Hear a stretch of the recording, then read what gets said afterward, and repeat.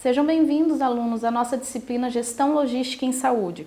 Nós vamos iniciar agora a unidade 1 de ensino, que vai falar sobre a gestão de materiais e insumos, mais especificamente falando sobre a logística de abastecimento. Nós estamos aqui agora com o Dr. Paulo Sanqueta, farmacêutico responsável pela uma unidade hospitalar farmacêutica, a Central de Abastecimento Farmacêutico. E ele vai responder um pouquinho para a gente sobre essa parte de logística de abastecimento. Então, doutor Paulo, fala para a gente então um pouquinho sobre a logística de abastecimento aqui da unidade. Então, primeiramente, obrigado, professora, pelo convite.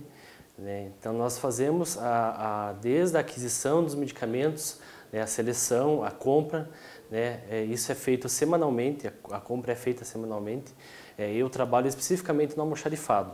Então, nós recebemos o pedido da farmácia central, que nós chamamos assim, durante a semana, a farmacêutica me passa todos os materiais e medicamentos. Nós já temos essa seleção e, assim, junto com os materiais e medicamentos, nós fazemos também a compra de fios, de soro, toda essa parte de equipamentos e materiais que o hospital necessita durante a semana inteira. Então, a programação nossa é pela semana, conforme o solicitado pela farmácia. Certo. E assim, essa farmácia central, quando ela solicita só semanalmente ou vocês fazem uma programação ou mensal, ou anual, ou vai depender do material? Existem situações, por exemplo, que existe a compra emergencial.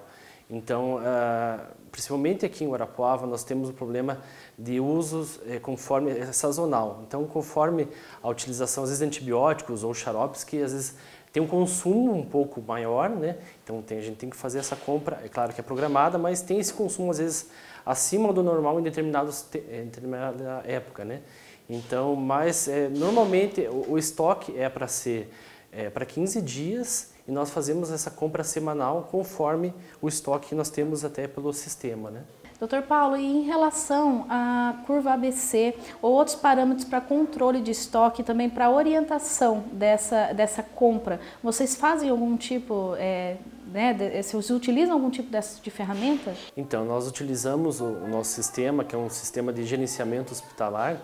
Ele nos dá o estoque, nos dá o consumo mensal, o consumo médio durante os últimos 12 meses e a gente utiliza a curva no sentido assim, que nós analisamos os valores de cada item, E a curva ABC ela nos dá desde do primeiro valor, do valor mais alto de medicamento até o mais baixo, Então, através desse valor e da porcentagem de cada item no estoque total, a gente tem um parâmetro para ver a relação ao estoque nosso no consumo de cada item, E, assim, existem casos de medicamentos que estão na curva B, por exemplo, que é à medida que você vai baixando os itens, eles vão baixando de valores, Concorda? Então, assim, tem itens que são da curva B e da curva C, que são valores menores, mas correspondem a uma porcentagem relativamente alta do estoque. Por exemplo, o soro fisiológico custa em torno de R$ 1,50 a R$ 2,00, mas ele corresponde a quase 10% do meu estoque. Então, se faltar... Então, isso é um parâmetro para a gente ter, até em relação ao estoque, ver a quantidade que ele corresponde ao estoque total do hospital. E daí, no caso, assim, outro exemplo é a ceftriaxona, que ela está na curva B, custa em torno de R$ 5 a R$ 7,00 mais ou menos o frasco, e ela corresponde a 7% do estoque.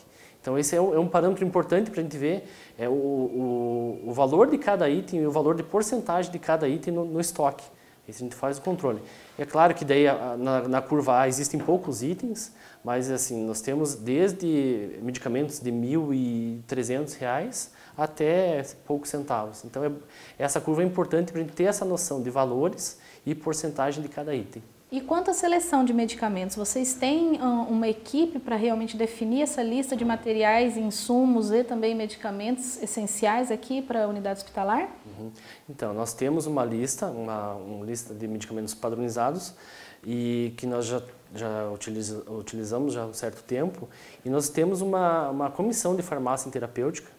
Daí nessa comissão nós se reunimos com os médicos, com os enfermeiros, até para saber deles a opinião em relação a alguns medicamentos novos em relação a materiais novos. E isso nós fazemos mensalmente. Acho que é muito importante a gente ter até o diálogo com outros profissionais também da área de saúde, né? Para essa lista, ela não é fixa, ela é dinâmica. Então, sempre pode estar tendo exclusões e inclusões também nessa lista, né? Tudo bem. E quanto à padronização, você me falou então que vocês têm essas readequações, mas vocês durante o ano, vocês têm mais que uma readequação ou como funciona? Então, nós mensalmente a gente tem nós fazemos essa reunião, só que conforme a utilização, existe, por exemplo, um antibiótico que nós não utilizamos ou que venceu uma grande quantidade.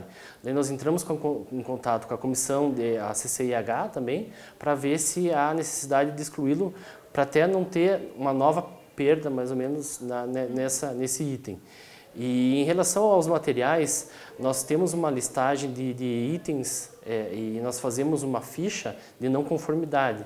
Então, através dessa ficha, nós pedimos auxílio dos colegas de enfermagem, de medicina também, para que seja feita a notificação desses itens, para a gente possa excluí-los ou, né, conforme o laboratório, a gente possa não fazer uma nova compra de cada item, né? Não, isso é muito interessante, porque vocês utilizam a ferramenta de gestão para manter, então, um estoque que realmente é utilizado, né, tanto dos materiais quanto dos medicamentos, e assim vocês evitam também o desperdício, né? Então, essa eu acho que é realmente a função de uma gestão dentro do hospital, né, dentro de uma unidade de abastecimento farmacêutico. Doutor Paulo, quanto à questão da aquisição de medicamentos, como que é feito então esse recebimento, essa questão da identificação, também do fracionamento aqui na tua unidade hospitalar?